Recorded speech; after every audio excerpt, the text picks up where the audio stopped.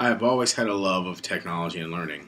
I'm constantly looking for ways to integrate technology into my daily instruction while giving the students more control over their own learning. In this era of standardized testing and increased accountability, educators need to find a way to create a learning environment that was not only all-inclusive, but was constantly evolving, highly personalized, and shared. The creation of these personalized learning environments were highly effective, but required students and teachers to understand student motivation factors, as well as engage in the practice of inquiry, self-reflection, and self-assessment.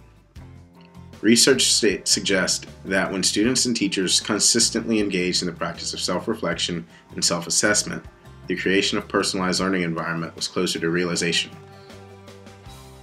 Research suggests that once they become integrated into a collaborative group learning environment, both the students and teacher were able to transition from the traditional teacher-driven educational model to a more student-centered setting.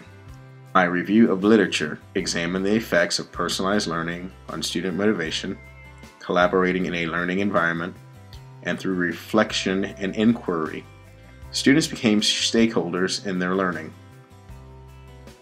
Over the course of this school year, I have noticed that once I identify what truly motivates my students individually, and then pass that information on to the student and their parents, the student seems more engaged and willing to participate, even working independently, creating study guides, learning games, and videos to help themselves and their classmates learn the lesson material.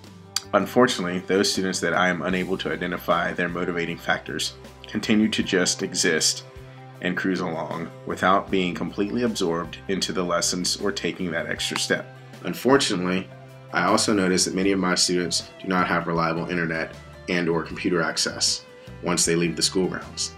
Many of those students are the same students whose grades are suffering because they are not utilizing and completing the online self-assessments and study guides.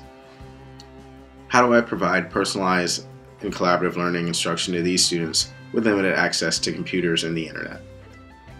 During my Action Research project, I will offer after-hours and weekend computer lab access to students and their parents. Research suggests that parents are also stakeholders in their students' learning, so teachers have to remember that parents also need to be involved and have access to the same technology offered to their students. My hope is that providing students and parents with opportunities to access the school computer lab during non-traditional hours will improve student learning gains on science benchmark assessment.